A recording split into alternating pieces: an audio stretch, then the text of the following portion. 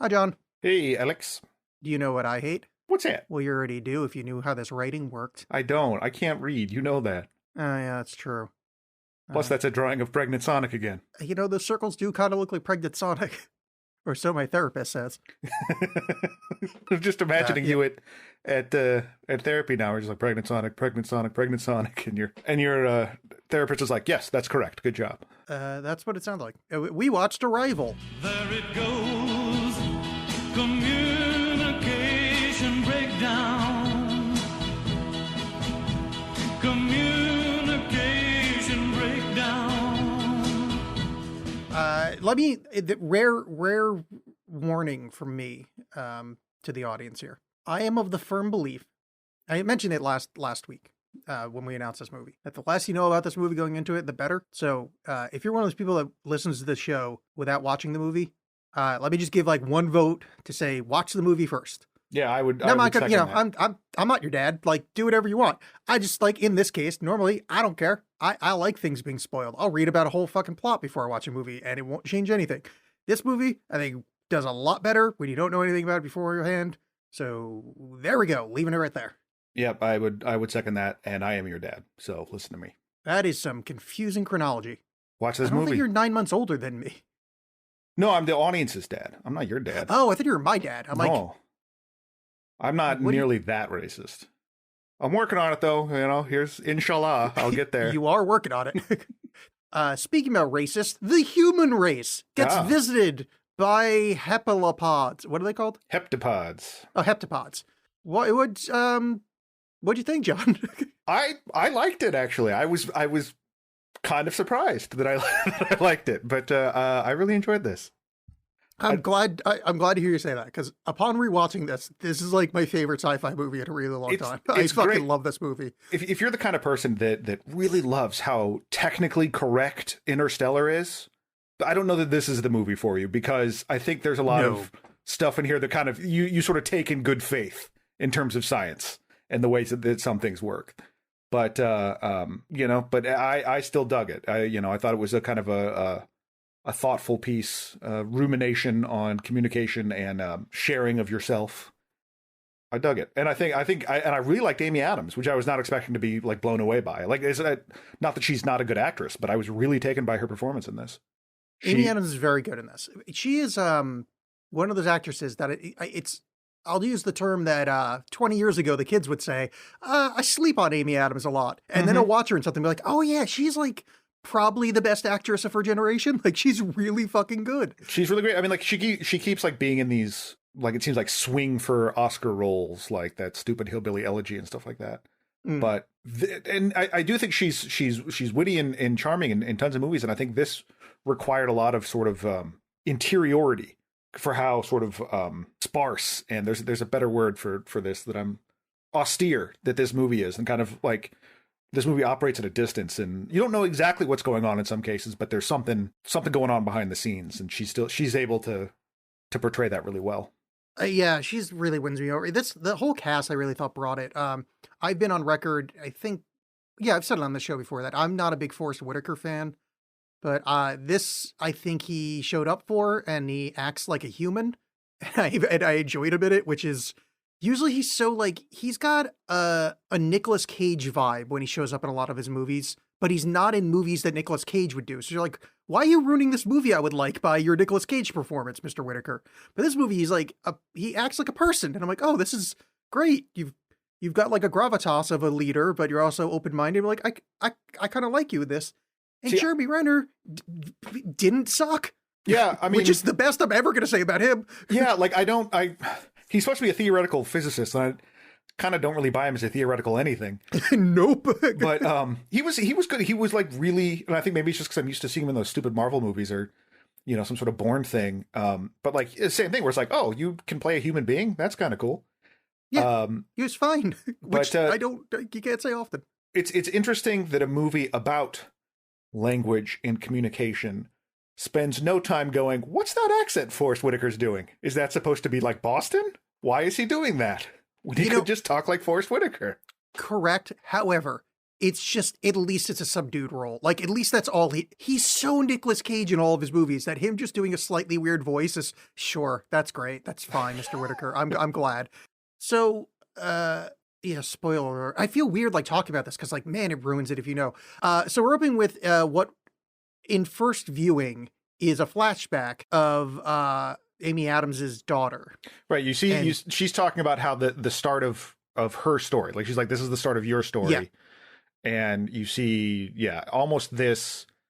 And I was really worried about it at first because I still haven't fully come down on how I feel about Denis Villeneuve or Denis Villeneuve, or however you want to say it, as a director, because this all felt very Terrence Malick-y ripoff, like a Tree of Life. Like you're seeing just these moments from a person's scene, Yes, thoughts, which by opens this very point, Terrence Malick-y. Yeah. By this point, I think this was 2016, had been kind of like co-opted a bit to be, you'd see that shit in commercials or whatever. And so I was a little worried that it was going to be a little hacky, but it doesn't. And I think, I mean, even as the movie goes on and recontextualizes it, it changes it, makes it seem less Malick-y. But even in that front part, he managed to kind of back away from that and still tell the story of this, almost like the beginning of Up, where you have this little story about these people's relationship together. Yeah, the hilarious Pixar movie of a barren woman and her husband as her husband watches her die of old age. Hilarious. That I love that movie, or at least the opening. Yeah, the opening so is great. I could take or leave the rest of it, but I love that opening. But it's like, what is this? Why? But we're not here to talk about it. Yeah. All right, so anyway, spoilers for everything. This whole movie, we're gonna ruin it. So this is the first time I've revisited this since I saw it in the theater in 2016 or whatever. And in that, I had no spoiler. All I knew was that it was based on a book or a short story, and that it looked really cool. So I was like, oh, I'll go check this out.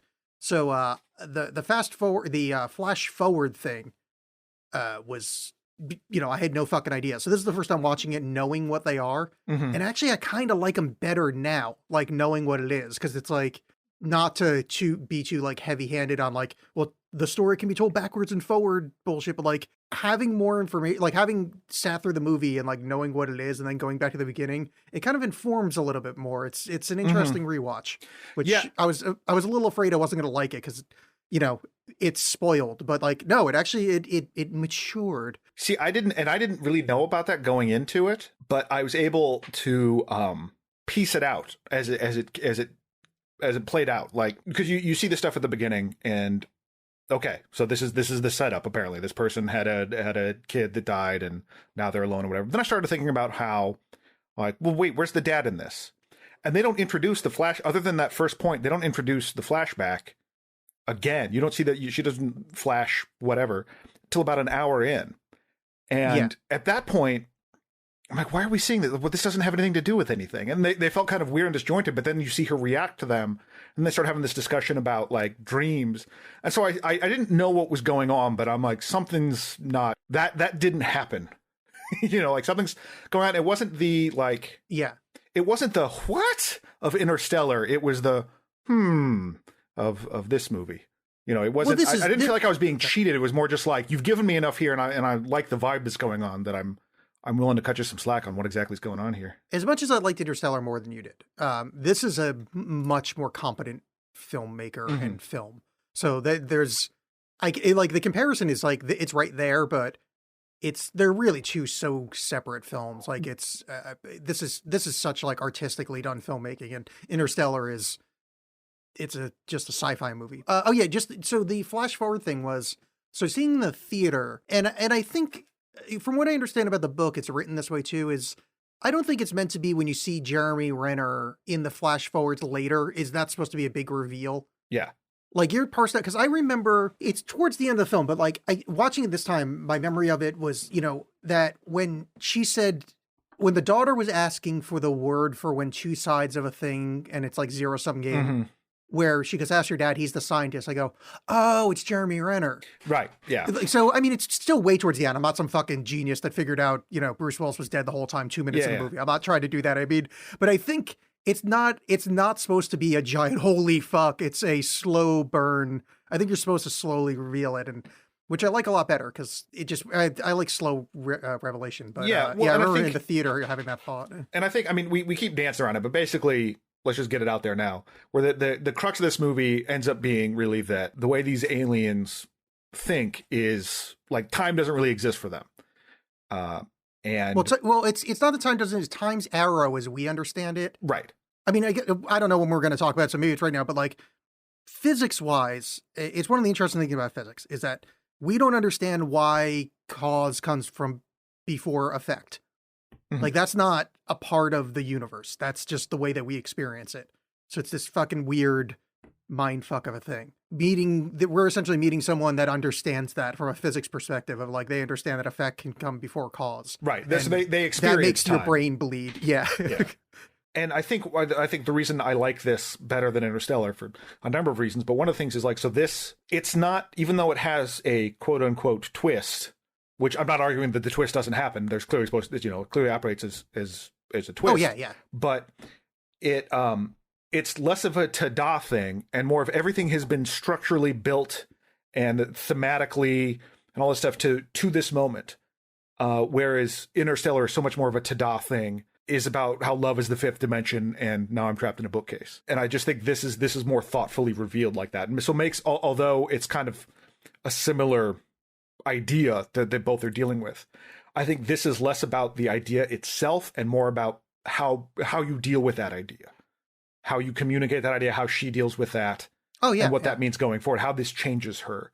And that to me is a much more interesting thing. It's like the bit in the new Watchmen series where Regina King meets Dr. Manhattan for the first time, and Dr. Manhattan is going on about how he already knows and all this stuff. Part of the reason that scene works is because you're watching Regina King deal with it. Like, it's her reaction. So it's not just this concept, and isn't that cool? It's like, well, how do human beings deal with this nonsense? And I really, really dug that. Yeah. Well, that's because what's Interstellar? Who directed it? I can't think of his name Nolan. right now. No, yeah, Christopher Nolan. I was like the Batman guy, whatever his fucking name is. Is that he's not good at emotions Yeah. or humanity. He makes really cool looking movies, and usually they have cool plots. But Villeneuve, no, what's his name? Villeneuve? Sure. I think it's Villeneuve. Yeah. I thought he was Spanish for a long time, so I thought it was Villanueva, and apparently very wrong about that. But Dumb old French. he's very good at emotion and like very good at humans and making things look cool. So Mhm. yeah, it's two very, very different things. But although you're right, it is a reveal. It is like a twist at the end, but it's natural to the plot. While the twist at the end of Interstellar, like the end of Interstellar could have been, oh, the aliens built a time machine for us. Like it's not they literally could have been, it's a Deus Ex Machina. Like you could just do anything right there and go, oh, that solved the story. You just need time travel. Yeah. This is the movie, and probably the short story it's based on is structured around this. It's intrinsic to the story. From Yeah. the second you meet the character, you just didn't know yet that it's intrinsic to the story of this thing, which I really like it. Which, I mean, you could make that argument here in like that there are, if you really start like pulling at the threads of this, I'm sure it would just unravel. But like the bit when she meets towards the end where she meets the Chinese general, Yeah. and it's like, oh, now you have my phone. It's done in this way, and I think they kind of set it up throughout, or she mentions it earlier. It's done this way that's like it's not that the event is happening; it's that she's remembering it. If that makes any sense, like it's this. Yeah.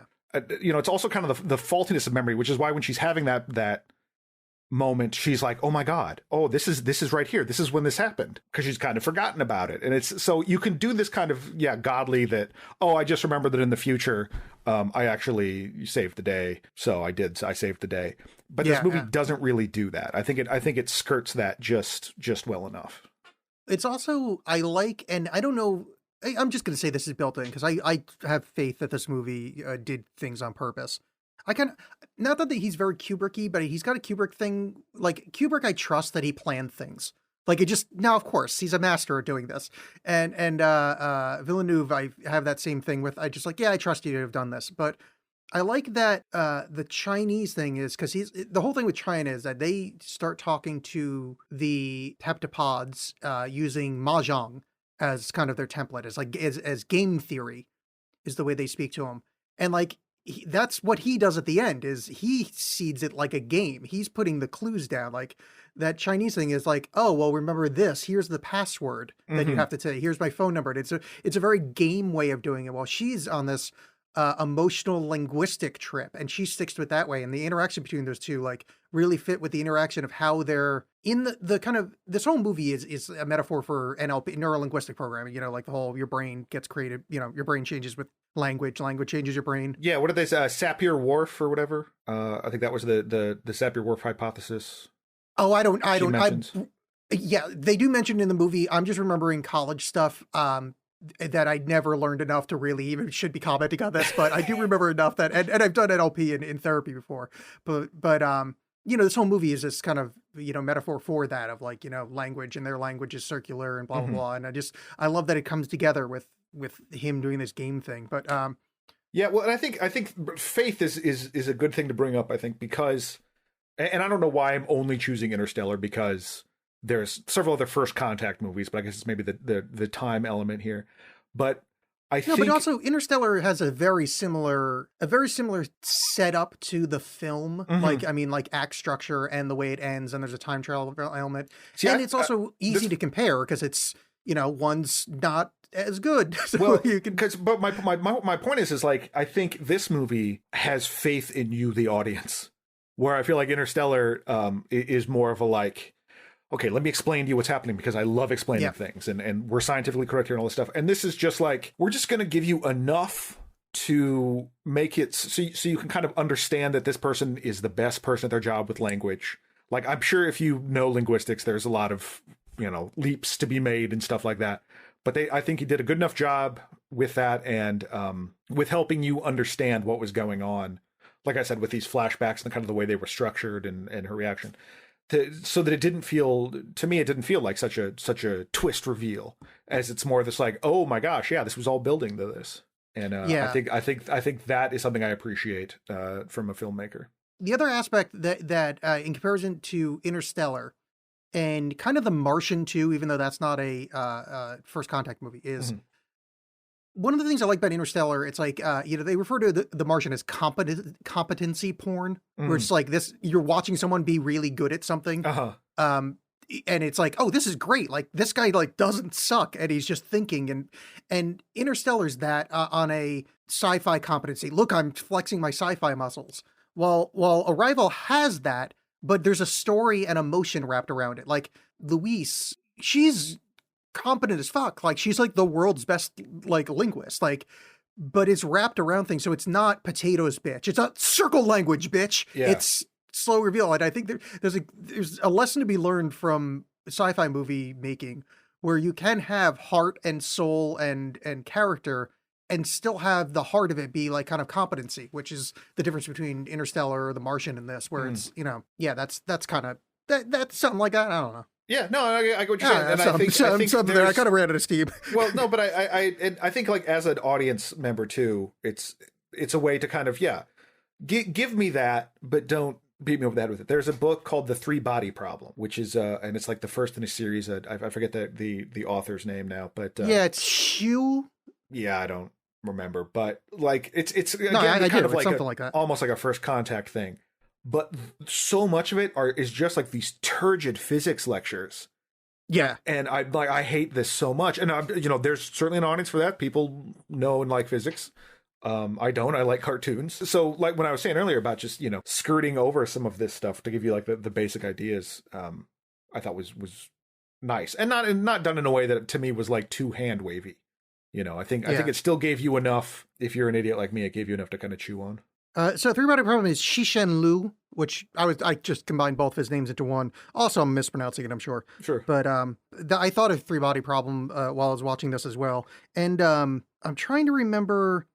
There's a sci-fi story I read years ago where the second of the books, the first book is basically they go into outer space, shit went wrong on a hibernation ship, and they basically make a planet of super intelligent spiders.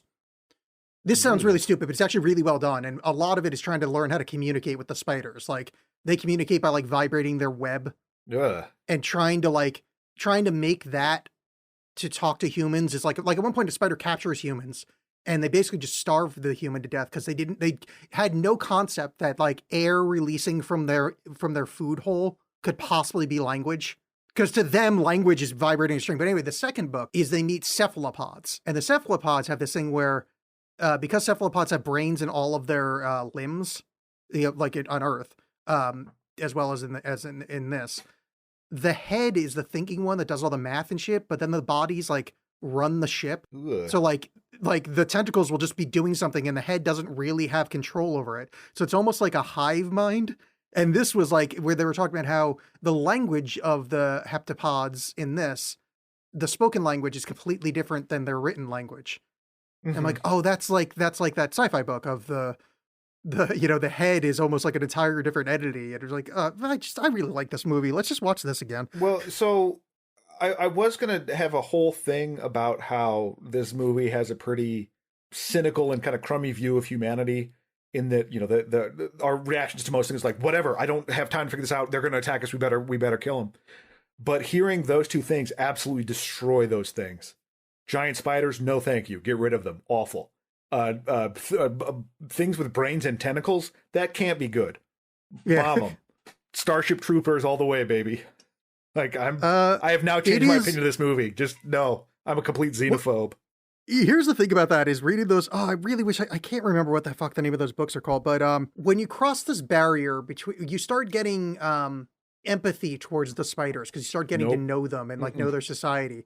And it's a weird trick of writing where it's just like Nope. I was disgusted by you earlier, and now I'm kind of like. There's a part where the spiders are kind of like falling in love. Like there's like a spider love story at one point. Not it's again this. This sounds so stupid the way I'm saying it, but it's like a really brilliant book. No, I get it. But It's like like you start in- empathizing with them, you're like, oh God, I'm like fucking empathizing with these fucking creeps. No, it's like in Game of Thrones when you start out really Jaime Lannister is a evil bastard, but by the end you're totally hot for his spinnerets. Yeah. I mean, nothing says redeemed character like raping his sister on top of your child corpse. Mm-hmm. Oh, it's Children of Time by Adrian Tchaikovsky. And then it's Children of Time, and then the sequel is Children of Ruin. Children of Ruin is the one with the super intelligent. Oh, is that part of the Children of a verse? The Children of Men started? Yes. Hmm. Yeah. At the end, it turns out all the male spiders can't come anymore. I don't remember what Children of Men was about. Yep, that was it. It was about spiders. What, no, not- was it? They can't. Was it men couldn't come anymore? Or the women couldn't. No, it was all bear women's children. fault. Yeah, it was something along those lines. The second of those books, I'm totally spoiling this, but they also so the first one is spiders. The second one, we had introduced the cephalopods, but their main enemy is basically like super intelligent, almost lichen, and they Yeah, think none of that's good. entirely Nope. different than like there's no way to talk. Like there's no, the whole thing is this author just being brilliant about how to understand alien thought and how to communicate with something fundamentally alien like a spider, and then went, no, what if it's even more fundamentally alien, and then what if their fucking enemy is even more fundamentally alien. Oh, not And that's yet. so No, going back to this absolutely not. movie, Have it be like dresser drawers. I don't want to talk to lichen. um I'm not liking that.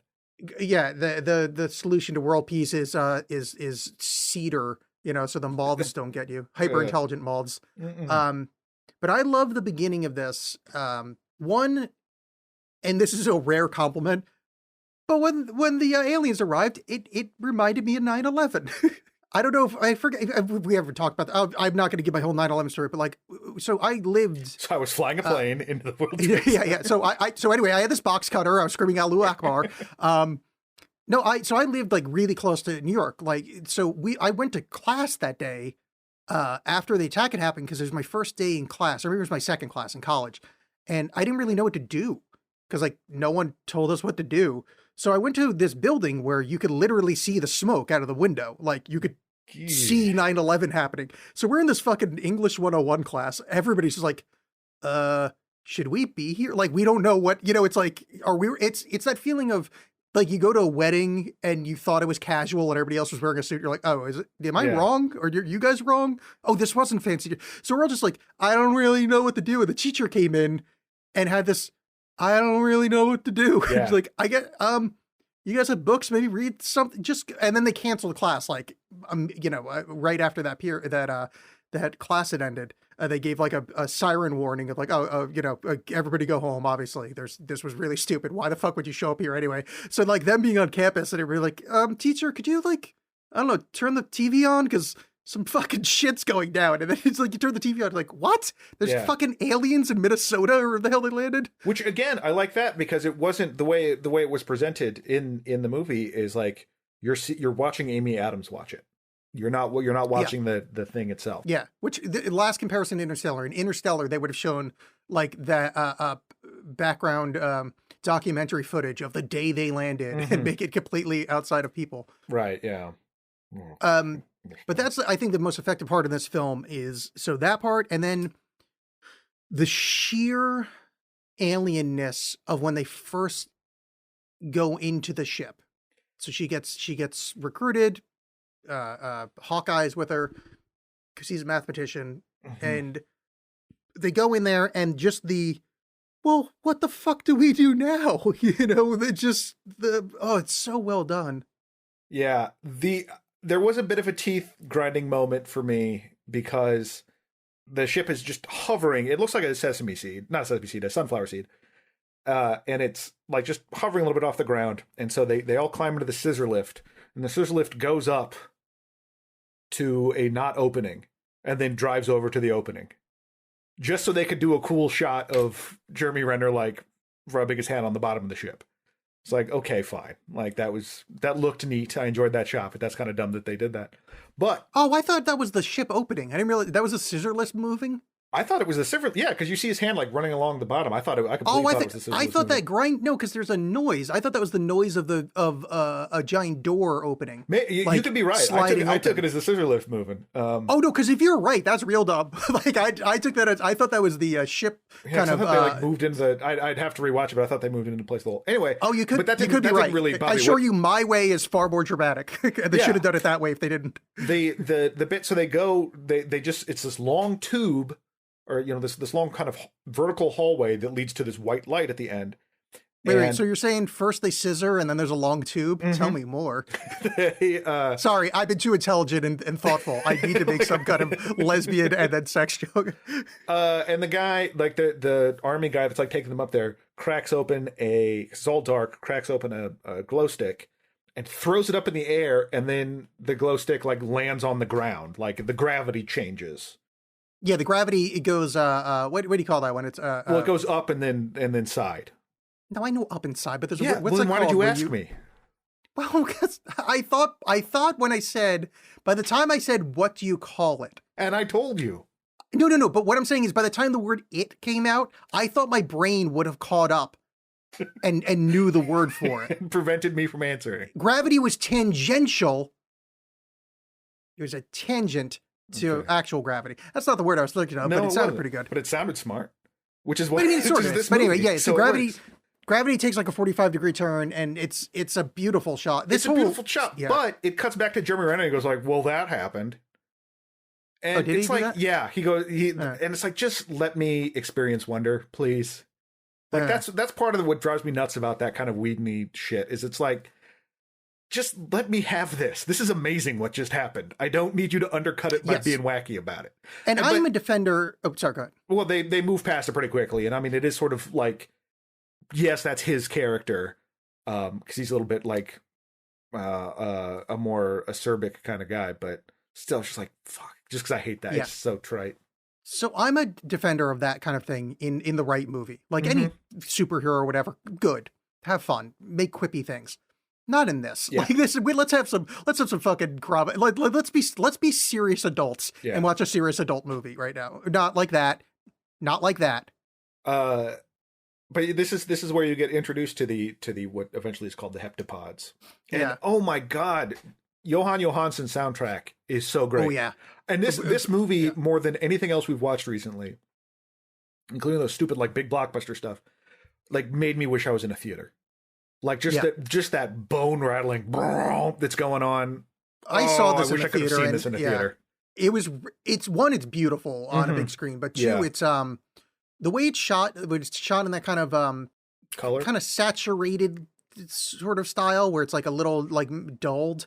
Seeing it on a screen and projected, how that also looks, it just like it really fit like It's a lot. very, yeah, it's very cold, which is also kind of a little trick with the sort of flashback flash forward, is because it's, you know, so often in those cases it's the, oh, in the past everything was better, so it's warmer and nice, and now when things are bad it's all cold. Oh, that's a really good point. Yeah, because Yeah. everything is kind of warm colors in the Mhm. future forwards. Yeah. Yeah.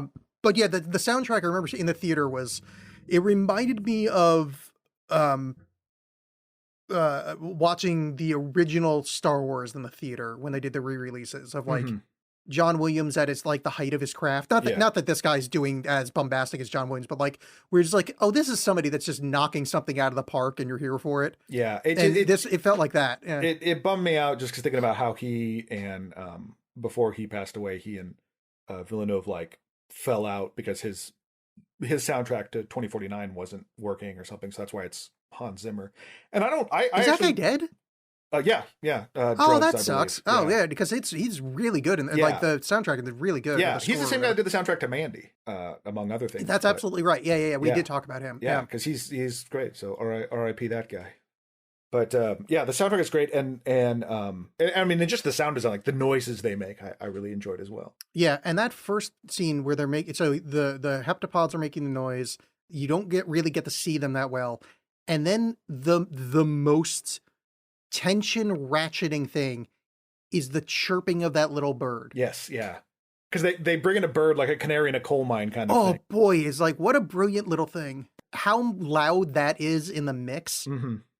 is really great. Also, you expect something to go wrong with it, like not to do Mars attacks, but like in Mars attacks where they kill the dove, they're like, oh no, maybe doves are a sign of war in their culture. Where it's like, oh no, don't bring a fucking canary in there. What are you guys doing? That's obviously the canary's something's gonna go wrong. But Right. I mean, yeah, nothing did. It just Well, literally, it's the same was just thing a canary. Later, because she after this first meeting, you know, which I want to rewind a minute and just be like, I was really unsure at the beginning because her first interaction with Forrest Whitaker was pretty stupid.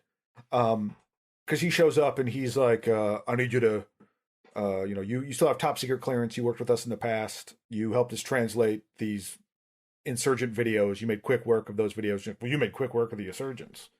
Like, man, this feels like some Aaron Yeah, Sorkin didn't like bullshit. that line at But all. then- Yeah. Also, they had to. Sorry, just keep your thought. It Yeah. was just that was extra weird because they were translating Farsi. I think he said, Mm-hmm. which that's like a very very spoken language. Yeah, but I mean, Like we that's did, not. we did have a you thing. don't need some extra weirdo to fight. Just like not everybody. But they have millions of Farsi speakers in the world. That was a weird choice. Well, there was a thing during the height of the Iraq War where like we had trouble getting translators. Really? Yeah. For Farsi? Oh, that's I so don't know weird. for Farsi, but like there was this like I just remember the like there being a shortage of translators for stuff. I don't know if it was like on site because people were like, I'm not going over there. But yeah, I guess that's me being an idiot. I just that's like it's not like some weird dial. It's not like the Navajo code talkers in World War II where it's like there's 30 of them. Like, Well, sorry, what was your I point? mean, you know, you could extrapolate that further into be like, you know, the CIA is involved in all this and they don't have their own linguistic people. But whatever, for the purposes of this movie, they needed this person. Yeah. But it's more that when, you know, he's like, all right, translate this, and he like throws down this, you know, MP3 player that plays these things. She's like, I have no idea. I can't translate this based on nothing. And he's like, well, you're not coming with me. Okay, I wasn't trying to. Like it was. He just starts immediately accusing her of wanting to come with him to the ship. Like she's trying to get on there. Then he's like, this is my last chance. Is this or nothing? She's like, I just told you I couldn't do this. And then he leaves. And she mentions that, oh, you're probably gonna go see this other linguist.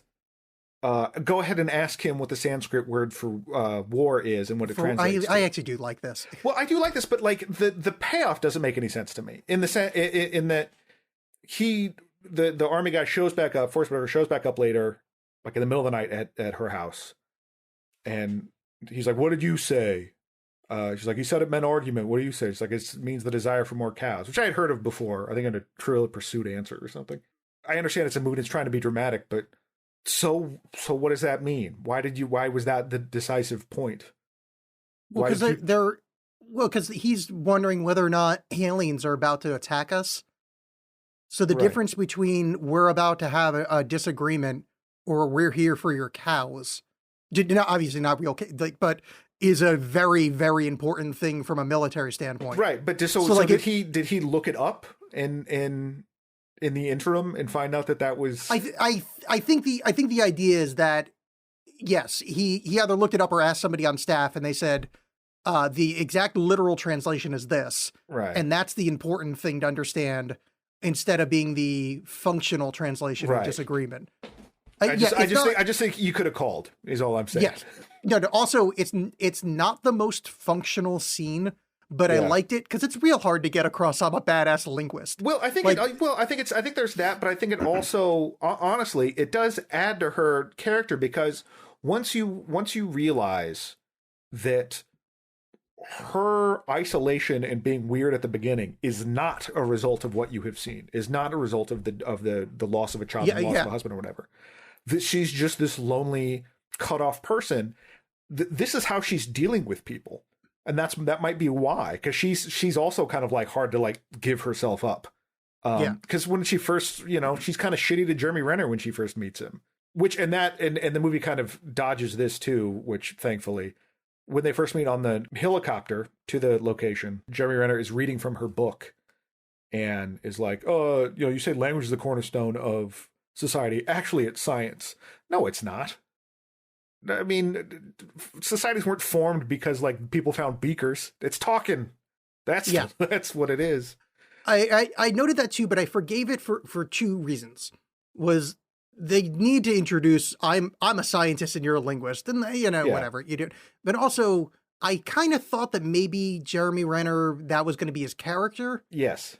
And the flaw of this movie, there's two flaws in this movie, is it sags in the second act because it can't reveal the twist yet, so it needs to keep the movie going, and it gets a little weird.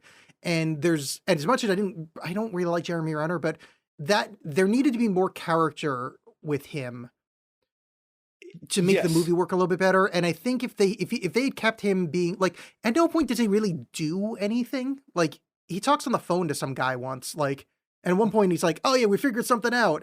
But he doesn't need to be in the film for the narrative to work the way that it's structured, and it's a bit of detraction. But I mean, the movie's so gorgeous. I'm like, whatever. Yeah, I get what you're saying, but I don't know that I fully agree. I do like that. Yeah, they set him. It seems like very beginning. It's like, it's going to be like language versus science. This is going to be love is the fifth dimension again. But they really skirt it. But I do think that, and they probably could have done a little bit better with this, but I do think the whole thing is that there's supposed to be that parallel of, with this sort of the theme of sort of kind of sharing languages is sharing and sharing yourself, putting yourself out there, of her opening up to him and them kind of connecting. Because I mean, he gives that hacky line at the end about it wasn't about meeting the aliens that I like so much, it was meeting you, which just cool it, dude. Like that's so like pickup artist line. Yeah, I mean, John, you are right, except apparently he hasn't, and I'm going to quote from the Circle language, hit that yet. After months of doing this. Yeah. I mean, at some point you just got to throw out a fucking, like, she's obviously not very good at socializing. She lives alone and she's pretty good looking. She's got a lot of money because her house is great. She's very smart. You would think she would have romantic interest if she wanted one. And apparently she's not good. So Jeremy Renner really has to just go, me want, hit on head to have this go. Yes, that's what was missing, was Jeremy Irons. Well, obviously not. I mean, Amy Adams is a beautiful woman. She's very smart. She's into linguistics. I mean, basically, she's my dream woman in this movie. And she's living alone in like a palace that overlooks like heaven. Why are you single? It is so Jeremy Renner just at some point got to go, look, I mean, whatever, worst pickup line ever, like, hey, that shirt would look crumpled on my floor better, or whatever the hell people say. Yes, I'm sure that, that language would look good, crumpled up on my floor. Yeah, exactly. Hey, you want another circle with weird rings? I forget it. So I do like when they call them Abbott and Costello, I'm like, oh, they're joking around about who's on first. Of that kind of circular logic of who's the fella on first, who's on first. That's why they're called okay. And then I got so annoyed because that's a trivia thing on the on the Amazon Prime X-Ray. Oh, really? They Oh. explain why that is, and I was like, God damn it, because I was Yeah. like kind of proud of myself that I caught it on the second viewing. And it's Yeah, which yeah. I didn't get at first myself. So well done there. Well, yeah, this is my second viewing. That's what got it. Because the first viewing, I didn't give much thought on it, but then this time when they went Abbott and Costello, I went, yeah, why is there Abbott and Costello? I'm like, that's the Who's on. Oh, okay. Yeah. Oh, I get it, because they're wearing Susquehanna hats. Well, one thing I liked about this, we talked about Contact, and this does have a very similar plot device in Contact, where some terrified humans try to blow up the shit. Oh, yeah. That's very frustrating. And I liked it in this simply because with Contact, by making it this like religious cult, and there's elements of that in this, where the you see that news story about like a parish that set themselves on fire or whatever because the aliens, they were afraid of the aliens, but because it was like people within the military, like almost like staging a coup, it made humanity seem a little bit more culpable rather than be like this other. You know what I mean? Led by Jake Busey, this crazy, wacky cult that's going to come do this stuff. Where this is like, no, these are just humans terrified and reacting to this shit, and like, listening to right-wing YouTubers or whatever, getting fired up about it. Yeah, but they keep cutting to that one that one TV show. The one thing I didn't like about that scene, though, is the guy setting the bomb, like how he was wearing that weird shamanic, like, deer head. And then he was carrying the lectern that he stole from inside of the arrival ship. Yeah. That was really, I thought that was a little uncomfortable. And he's like, and when he presses the code in, he's like, this is for you, Nancy Pelosi. I didn't really think that was necessary. I was going to say this was prescient, and then I realized that this movie came out in 2016. It's like, oh, nope, that's when all, that's when it was going down. Yeah. That's when all the horror started. Also, can aliens please come? The U.S., some idiots, some fucking right-wing garbage monsters, decide to try to blow up them, and they kill Costello. Abbott, right? What's that? It kills one of them, doesn't it? One of the aliens? Yeah. They say, I forget which one. I think Costello dies. Yeah, like he's a death process. Yeah, I hate to skip over talking about the kind of discovery process of them learning the language, but there's not much. I mean, if you have something to say, obviously I'm not about trying to speak for you here, but it was really cool. Like, that's my thoughts there is, man, I hope you guys watch this, because this part rocks. Yeah. I mean, like, we kind of covered it. It's like there's some kind of like leaps this thing has to make in order to like move things along, because like I'm fascinated to learn how they were able to decipher the coffee cup stain language. And they kind of just like, no, this little squiggle here means person. It's like, okay, like you gave me enough that I can roll with this. But there is some kind of like, for a movie that brings up how leaping to conclusions is bad in language, it kind of does. But I was on board with it enough that it didn't bother me. Yeah, I think they did. They did the minimum to do it. Like there was a couple of spots where they show like a computer analyzing the spaces between the kind of where the stain spreads out, and like at that one point we're like, no, that's not this symbol. It's like this symbol, but it's more complex down here. So you can kind of see them building out the idea of, at least, if you see this thing and like, hey, I'm Luis. Okay, that's the symbol for Luis. That's the symbol for human. So the symbol for individual human is human plus blah blah blah. Like it's enough that you can.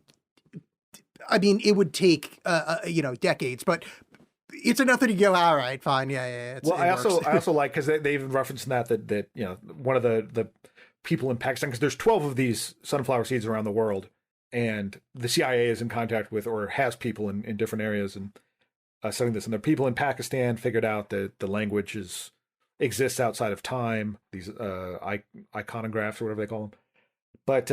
I like earlier with the guy from Australia, it's like, we've been playing them clips of their audio. And well, then what do? They play clips of our audio.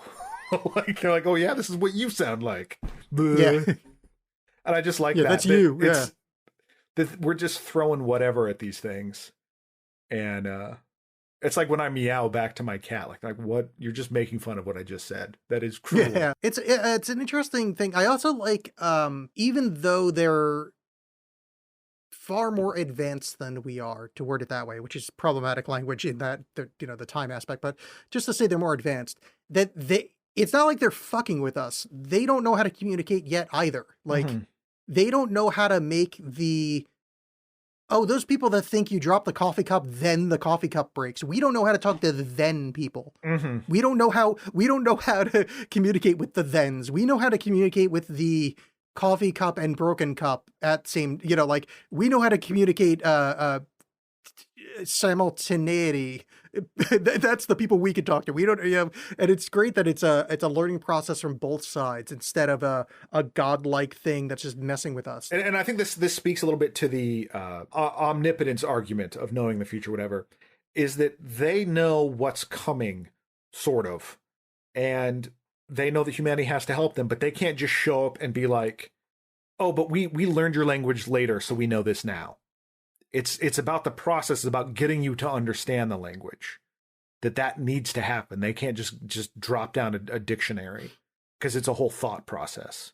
Yeah, so you still have to, the work has to be done. So it's not like, and that's the thing with like the daughter and like the crux of the film is, would you make the choice of, her choice is, do I have the kid that I know is going to die of this rare disease that there's no cure? That's her choice when she understands the whole knowing the future thing. But she had already made that choice. Mm-hmm. And it's not one of these free will arguments because she made the choice. It's just, she's just seeing it from a different side. Like if I remember choosing to have sushi with you one day, it's not like, oh, hey, John, remember we had sushi that one time? That doesn't mean, oh, no, we don't have free will anymore because I remembered this. I didn't go back and have McDonald's with you. No, you're just remembering it just in an order we're unaccustomed to. And I like that as a concept, is that even though she knows, it still happened the same way. And it's not taking away from free will. It's not taking away, it's not you're going back and changing the future. Just, it's the sequence of events as it was once a coffee cup and now it is a broken bits of shard people can understand. I don't know. I find it elegant. I keep saying I don't know. I just want this. If this were just an actual movie review show, it would be, hi, my name's Alex. John Alex Hates Stuff. I love this movie a lot. Please watch it. The end. Well, and I think, but I think a good thing about this movie and kind of what we're talking about is whether or not the science is right or whatever. It makes you think and it makes you feel this stuff. Like, it's not just, hey, isn't this a cool idea? Like, I think it's a testament to Villeneuve's filmmaking that, like, it brings you into it. It doesn't just present this idea. It makes you a part of it and makes you kind of really wonder about the ramifications of it without getting lost in this sort of more esoteric philosophical part of it. It makes it this more immediate emotional thing, which I very much appreciated. Though, if I may defend the science of this movie a little bit, because there's a couple you made reference to whether or not the science in this works. From what I've read, I haven't seen any scientists saying this is bunk. Like, I was looking around for like the same with Interstellar. Like, I was looking around for scientists shitting on this movie for its whatever. And there doesn't seem to be there doesn't seem to be anything wrong with it in any kind of plot breaking way. Well, that's good. Well, I just meant like just the way, like with the linguistics, some of the leaps they were making and things of that nature. But if no one's mad at it, then that's cool. The time of it obviously is an issue because just like they still have, I forget, it's a linear A or linear B, the two languages of, I think it's like the Minoans or whatever, like some ancient Sumeria, blah blah blah, back then times. But like, they've known linear A, maybe it's linear B, I forget which one, but one of them they've known fucking forever. Mm-hmm. And they still can't figure out linear B. It's from the same fucking island from like a week later. They can't figure it out. And that's on the same planet, the same island, is basically the same. And they're like, I don't fucking know. I don't know how this shit works. So like, that's like, dozens and hundreds of years of trying to work on this shit. So yes, obviously this is a bit fast forwarded. Do you think if like we ended up making first contact with an alien race and they spoke Klingon, but it wasn't the Klingon that we knew. You know what I mean? Like words were different or syntaxes were different. Like, how bad would that go for us? And I'm not even saying they're like Klingons, they're this warlike race, but just they show up and all of a sudden we're just shouting a whole bunch of nonsense at them in their language. You mean, wait. So they show up and they say, like they're saying the phonemes that make up the fake Klingon language from the Star Trek universe. Yes. But it's not like, those phonemes don't make up words in the made up language. So like, if let's switch Klingon to English. If we were on the Klingon homeworld and they had invented English, and aliens came down and said, "Root vegetable chair, woof," and started screaming at them in random chunks of Yeah. how would we react. Yeah. They just come down and like Klingon and we're like, well, we'll get the guy. And he's like, evidence banana toothpicks. What? Yeah. And then or they meet Star I mean- Trek nerds who just start talking to them and end up saying something horrible to them. Like I was always waiting If for they- that for one of the aliens to be like, excuse me? The fuck did Yeah. you just say to me? Say what did you future about my mother? Mhm. I think if the fake Klingons eventually, when we finally got to talking, they would say, "How fucking weird is it that you basically guessed our language Yeah. but just sucked at it?" Like that's incredible. I would be- I wonder if Vulcans are out there. We kind of already talked about like the revelation that the flashbacks are flash forwards, and that's really it. It's just the heptapods had come to Earth because they realized that in 3,000 years, humans have to help them. Mhm. And it seems like humans were on a course to not be there in 3,000 years.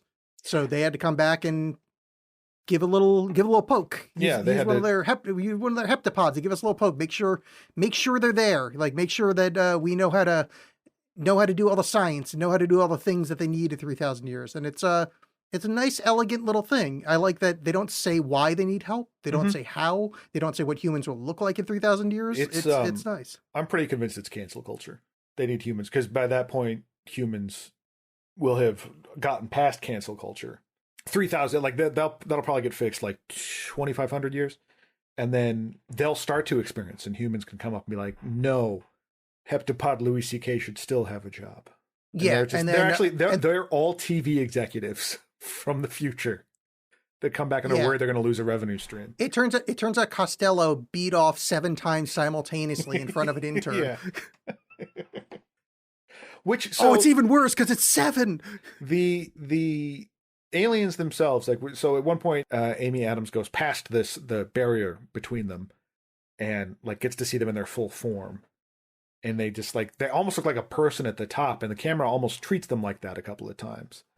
Yeah. But I like the idea that it's like a race of foot fetishists, and they're like, well, yeah, why wouldn't they want to see our feet? That's the best part. So you only have the window to their feet. Man, I like the first part of this episode a lot better than what's happening right now. To be honest, we sounded smart and we're saying like insightful things. Mhm. Now it's just all about jerking off and Louis C.K. Yeah, it always ends up that way. If you were to write a sentence from the beginning and the end the same way, you would have to know yeah, not willing to. how many words you needed to use, the space they took up, and at what point you would get into talking about Louis C.K. and jerking off. Rats live on no evil star came on her feet. Oh, I fucked it up at the end. So when she does go on the ship, actually, that is a good part to talk about. Is I like because this movie. I mean, obviously, this movie, they were so alien and made them so alien. But we got to the point that we became comfortable with them almost to a point of, oh, we know how to write. We put our hand to the glass and they put their tentacle weird starfish thing to the glass. Mm-hmm. When she goes on the ship and we see the scope of these fuckers, that they're like Lovecraftian, Yeah. like weird things from the deep. Like it should be like, this should be something that you fight in an anime. But they're her friend. I mean, that's Abbott.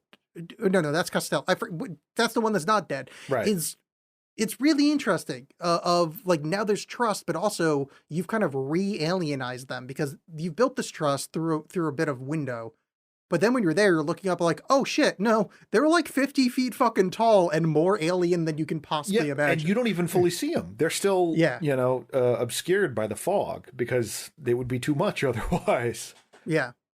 But yeah, no, I fully agree. Yeah. So, I mean, if it's not obvious, because I already said in the beginning, I can't recommend this movie enough. I mean, I can't think of another sci-fi movie other than, I mean, I really liked Ex Machina, but I mean, that's a smaller, dumber movie. Like, not dumber, but as far as like a scope, big, wide sci-fi, this like 2001 style sci-fi, it's been a real long time since I had a movie hit me this hard. And especially on the second watching where I was expecting it to be a second watching level of hit, but it still got me, man. I love this thing. Can't recommend it enough. It might be the best movie we've watched on the show. I might just be high because I just, Finished watching it yesterday, and Yeah, you know, you're forgetting Reign of Fire. okay, it's the second best movie, and no point did the cephalopods retell the story of Star Wars. But I had a similar experience with, even though it's again, it's an alien thing, but a smaller scale, I suppose. Annihilation, like as far as like just falling in love with the movie and having the second viewing hit just as good. Yeah, that was really great too. I forgot about yeah. that. Yeah, that's up there. Which there was just a prop sale from that movie. Someone was posting about it on Twitter, and you could have bought those like trees that look like people. Oh, really? Yeah, but because at first they were $80, but they ended up like getting bid up to like over $1,000. Because man, that'd be cool to have put in your yard. I live across from a school. Like that would be terrifying. I mean, I don't have much disposable money, but like a significant prop from that, I'd probably go $500. Like, I mean, that was a fucking cool. Anyway, sorry. Yeah, but yeah, it's a good movie. Yeah, I really hope you watched it and you didn't listen to this first. Because it is one of those that it is so much the experience. Yeah, and if you listen to it, I mean, thanks for listening. Yeah. That's good. You know, I think probably it's time that John and I reveal that we're actually space squids. Mm-hmm. Well, you're a space squid. I'm a giant spider. Yeah, I'm actually a space hentai squid. So you know, Ugh. ladies. Yeah. Yeah. So yeah, we both recommend Arrival. John, we're not going to forget this time, even though we're running way long. Let's give quick recommendations to the audience of stuff we like that we watched recently. I'm going to go first. Mm-hmm. I just finished on Amazon Prime, Robert Kirkman's Invincible. The guy that made The Walking Dead. It is his superhero comic. It is very good. There's there's parts that it slows down a little bit, but like 100% worth watching. There's a bit of a denouement thing that happens at the, no, denouement is the wrong word, but there's a thing that happens at the end of the last episode that's very stupid. But it's basically they just preview the next season, which actually annoyed the shit out of me. I hate when TV shows do that. It takes me out of the reality of it. Spoiler alert, there's a thing that doesn't matter and you don't know what happens in the season. But yeah, so worth watching. It's a superhero coming of age tale that goes super sideways. Very much what you'd expect from Robert Kirkman, but it's done really well. It's like 9 episodes. Watch it, Amazon Prime. Report back to me. Without getting too much into this, because we're running a little long, I guess. And I was thinking about this with Sonic too. Like, so I don't recommend this, but I watched the new Mortal Kombat, and there's such a difference between making a movie that you leave open for a sequel and one demanding that there be a sequel. Like, we're setting up a universe here versus like, hey, we made this movie and come back. I hope we make more. And I much prefer that versus the like expectation that you're building the whole thing. So I'll suffer through some dumb, like awkward setup of the next season versus I mean, it's the entire movie being an awkward setup to the next one. Yeah, no, that first like Invincible, the first season is great. It's just at the end they basically do like a next season of Invincible. It's just dumb, but it's like literally if you stop, if like it wouldn't affect your life or your enjoyment of the show if you just stopped about 30 seconds before the end of the last episode to go, wow, what a great season. Yeah. The new Mortal Kombat's okay. I just love the old one more, but I like the new Mortal Kombat as well. I think it's worth watching, but don't go out of your way. Yeah, I think it's weird that the whole movie's about a tournament that no one gets to. But the thing I was going to recommend this week, Walter Chaw, this great critic, does this thing with the Denver Library where he hosts different people to talk about different movies. Like he had on Patton Oswalt, I forget what they talk about. The one I just watched had on the guy from this band, the Mountain Goats, which I'm largely familiar with, to talk about I love the Mountain Goats, like very, very much. They're one of my favorite bands. Oh, really? Yeah, I love that. Yeah. Oh. I've everything after they stopped recording on like an Etch-a-Sketch, I have like all of their albums. Actually, yeah, like Twitter seems to love these people. I've never really heard them before. But so they had on that guy, Walter Shaw and that guy, to talk about the Texas Chainsaw Massacre, and it was fascinating. Just like looked at it from different angles, like ancient Greek tragedy and stuff like that I'd never even thought about before. And that is one of my favorite movies I've seen a billion times. They're all on YouTube, and so I'll try to remember to post a link in the show notes to the channel. Yeah, do that. But I highly recommend it. It's great stuff. Yeah, and I recommend the Mountain Goats. There's a song called Dino Lupati's Bones, which might be my favorite song ever written. So here's a great thing, John. So, audience at home, you don't know this, that at this point in the episode, John and I usually spend about 15 minutes banging our head against the wall, trying to figure out what we want to watch for next episode. John, I have something to tell you, and I'm sure because in our relationship, I'm the mathematician Yes. and you're the linguist. I'm the linguist. I'm I the don't know- talk gooder. I have picked up on a pattern, much like some kind of Kabbalistic reading of ancient works, some kind of hidden cipher in the Jaws oeuvre. Okay. Episode 1 of John and Alex Hate Stuff. Do you remember what that was? Is a podcast that we recorded. Exactly. We talked about on that episode, we talked about a movie, which was weird for us. That's when we changed from being hardcore pornography to talk about movies. We watched Batman Begins. He did. I remember him beginning. Yes, from Christopher Nolan. Exactly 50 episodes later. Do you remember what we watched? Batman Begins twice. Exactly. The one with Heath Ledger. John, do you know what next episode is? Episode 50 twice. Exactly. Next episode is episode 100. So get the pattern. Episode 1, Christopher Nolan, the first Batman movie. Episode 50, Christopher Nolan, the second Batman movie. Episode 100, what do you think we're watching? Hold on. 50. Yeah. We're watching the one with the Batman in it. He rises, right? Goes up. Dark Knight Rises. Oh, you're getting right there. Oh, it definitely rises. Yes. It definitely rises. That's right. Episode 100, John and Alex Hate Stuff. We're watching Big Money Hustlers, the Yes. insane clown. Oh, wait, no, we're not. Sorry, no, it's not going to happen. Well, You let's built up just say audience this. expectations. Now we're going Hey, to watch people a at home, Batman people at movie. home, there's a very good chance you might want to be at our Patreon soon because I'm pretty sure John accidentally talked me into doing it. But we are watching to complete our 100 episodes, even though we're on episode like 106, because I'm an idiot and forgot to count very well. We're watching Christopher Nolan's The Dark Knight Rises, the one with Bane. That's a terrible Bane. No, get ready to hear a lot of that.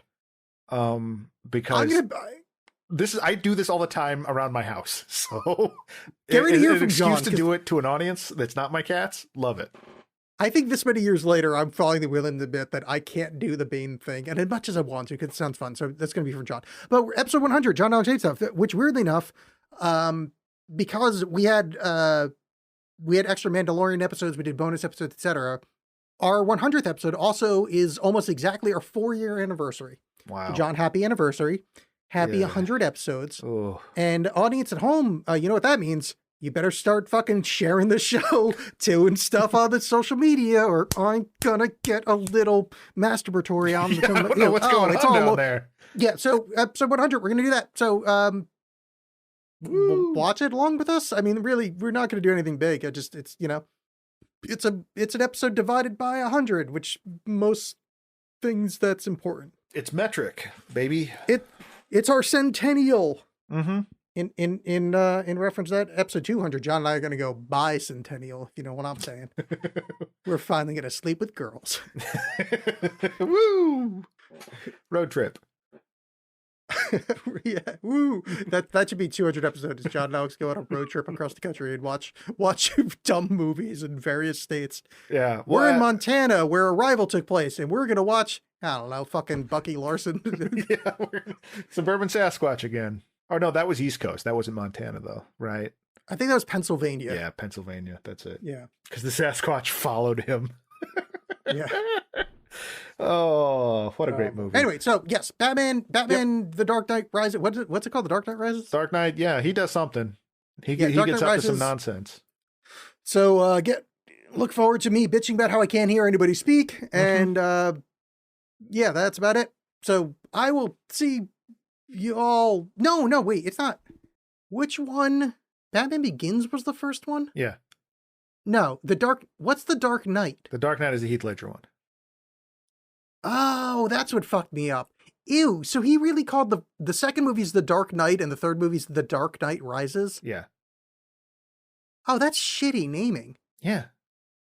And I it don't doesn't- and think it I put doesn't that stop together there. because I mostly forget. Yeah. Because no one talks about the third one for good reason. Yeah, well, except for us. So, the hottest topic of conversation, Yeah.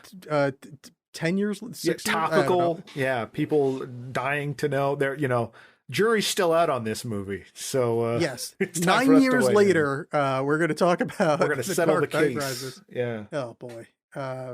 It came out in 2012 and it's just about as good as the movie 2012. I'm kidding. That movie is a garbage fire. Anyway, all right. So, yeah, do that.